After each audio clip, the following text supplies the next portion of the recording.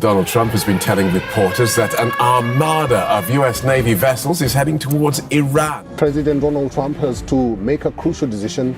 He will order a strike on Iran or not. Wait, there's another beautiful armada floating beautifully toward Iran right now.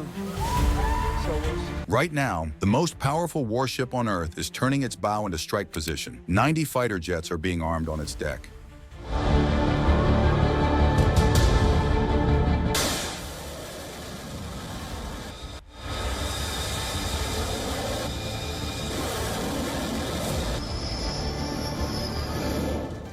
And in Tehran, a panicked supreme leader has just vanished into a labyrinth of underground tunnels. We are witnessing the most dangerous military standoff in a generation. And the next 72 hours could detonate a war that engulfs the entire Middle East. This is not a drill. The United States has just crossed a Rubicon. As of Monday, the nuclear-powered aircraft carrier USS Abraham Lincoln and its lethal strike group officially entered the U.S. Central Command's area of responsibility in the Western Indian Ocean.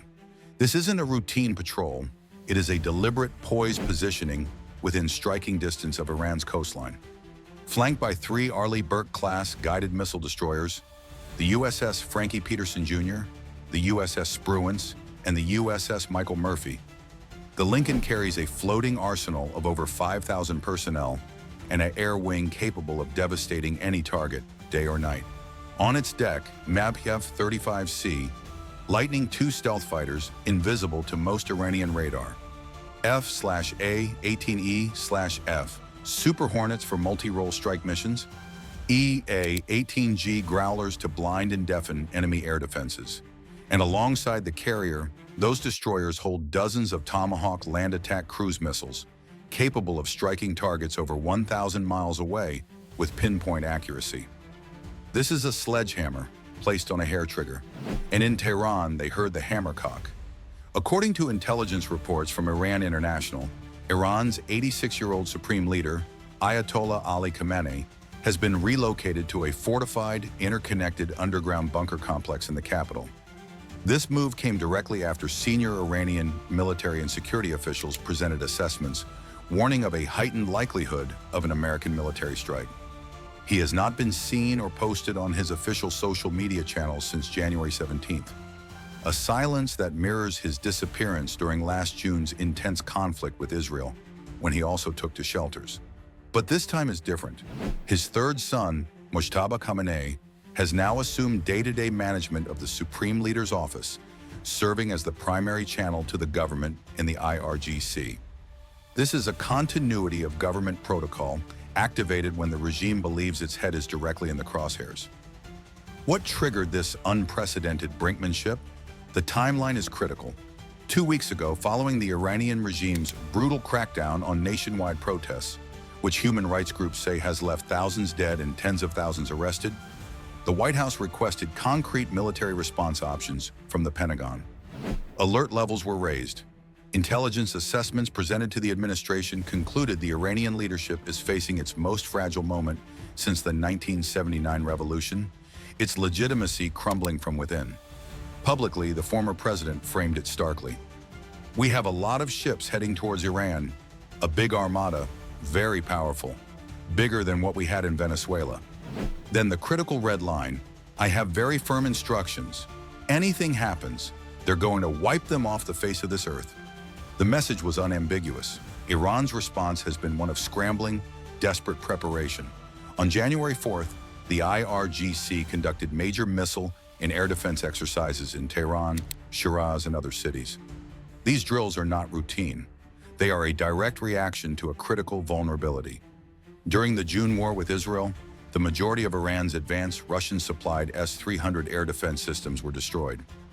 Now, Iran is desperately trying to plug the gaps with its domestically produced systems, like the Bavar 373, a supposed S-300 equivalent, and the Khordad 15, which claimed to down the U.S. RQ-4 Global Hawk in 2019. But many analysts are deeply skeptical. Can these systems truly detect and engage fifth-generation F-35 stealth fighters or swarms of low-flying Tomahawk cruise missiles? The drills, state media admitted, were specifically designed to test capabilities and send a deterrent signal to Israel and the United States, focusing on nighttime operations to practice under low visibility conditions, the preferred time for a modern stealth attack. The rhetoric from Tehran has escalated to apocalyptic levels. The Iranian Students' News Agency stated that any attack on Khamenei would trigger a declaration of jihad. President Ebrahim Raisi declared that a U.S. strike on the supreme leader is tantamount to an all-out war against the Iranian nation. More ominously, Iran's newly formed National Defense Council issued a statement on Tuesday that they are not restricted to responding only after an action has taken place. This is a direct public threat of preemptive strikes if they perceive clear signs of an impending American attack. On the American side, the buildup is multifaceted and deliberate. Beyond the carrier group, the Pentagon has deployed roughly a dozen additional F-15E Strike Eagle fighter bombers to the region. These mud hens carry a massive payload for deep strike missions. Furthermore, Patriot and THAAD missile defense batteries have been positioned to protect U.S. forces and allies from potential Iranian ballistic missile reprisals.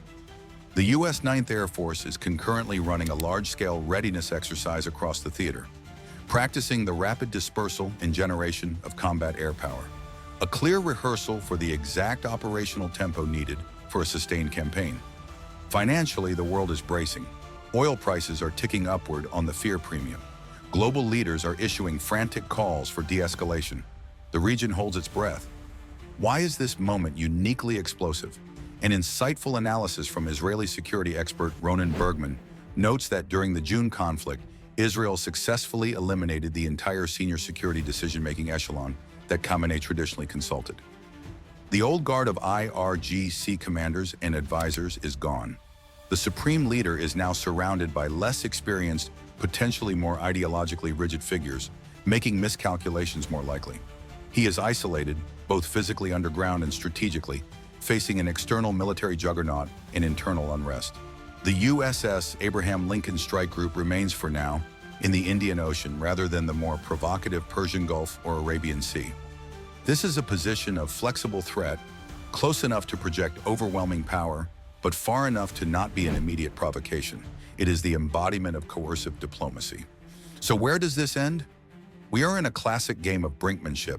The U.S. has moved overwhelming force into the chessboard, demonstrating an undeniable capability to decapitate the regime's military infrastructure and leadership.